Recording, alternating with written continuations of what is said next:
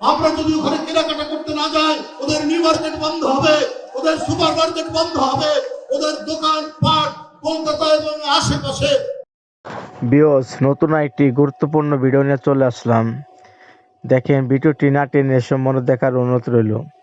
ভারত তাহলে কি ভয় পাচ্ছে বাংলাদেশকে দেখে? যদি ভারত ভয় নাই পাবে, তাহলে ভারত কেন বলছে যে বাংলাদেশ সরকার, বর্তমান ইউনূস সরকার, উনি নাকি রুল বিমান নিয়ে এসেছে, যা নাকি বাংলাদেশের মধ্যে, বাংলাদেশ না সারা বিশ্বের মধ্যে বিখ্যাত একটি রুল বিমান। সেটাতে দেখি যুদ্ধ করে অন্য অন্য দেশও স্বাধীন করেছে এই ভয়াবহ এই রুল বিমান। চলুন আমরা সেই ভিডিওটি মনোযোগ দিয়ে দেখে আসি। যে দেখেন, বিএনপির মতো রাজনীতিজীবী যারা, তারা বলছে যে ভারতে এরকম কথা বলছে যে আমরা নাকি বিদেশ থেকে এই রুল বিমান নিয়ে এসেছি এই ভারতের সাথে যুদ্ধ করার জন্য।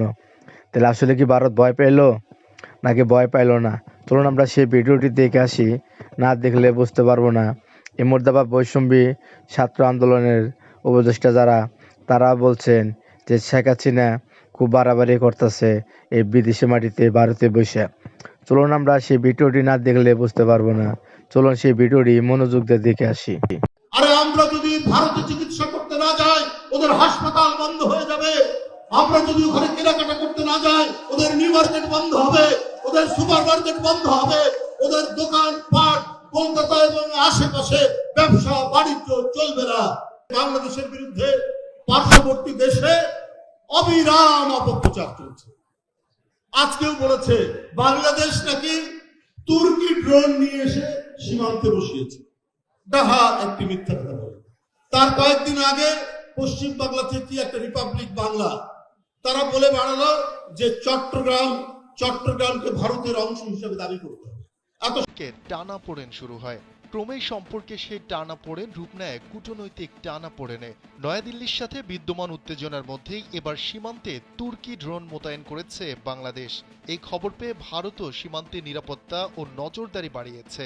এক প্রতিবেদনে এই খবর জানিয়েছে দেশটির সংবাদ মাধ্যম ইন্ডিয়া টুডে। তবে কালবেলার পক্ষে ভারতীয় মিডিয়ার এই দাবি স্বতন্ত্রভাবে যাচাই করা সম্ভব হয়নি। বলেছেন অন্তর্বর্তী সরকার আওয়ামী লীগকে নিষিদ্ধ করতে পারেন না, এই ব্যাপারে আপনার মন্তব্য কি? দেখেন, আওয়ামী লীগকে নিষিদ্ধ হবে কি হবে না, পুনর্বাসিত হবে কি হবে না, সেই সিদ্ধান্ত 5 অগস্ট হয়ে গিয়েছে।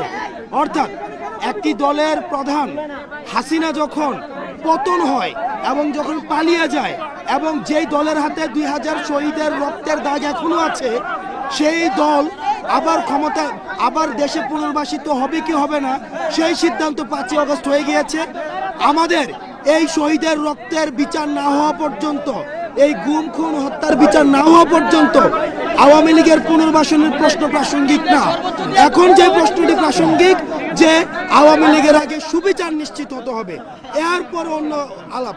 এবং আওয়ামী লীগ যে অপরাধ গত 15-16 বছর করেছে, তাদের এই অপরাধ আগামী 1000 বছরে সেগুলোর হচ্ছে তাদের কোনো বিচারের 1000 বছর কারাগার দিলে সেই বিচার হবে না।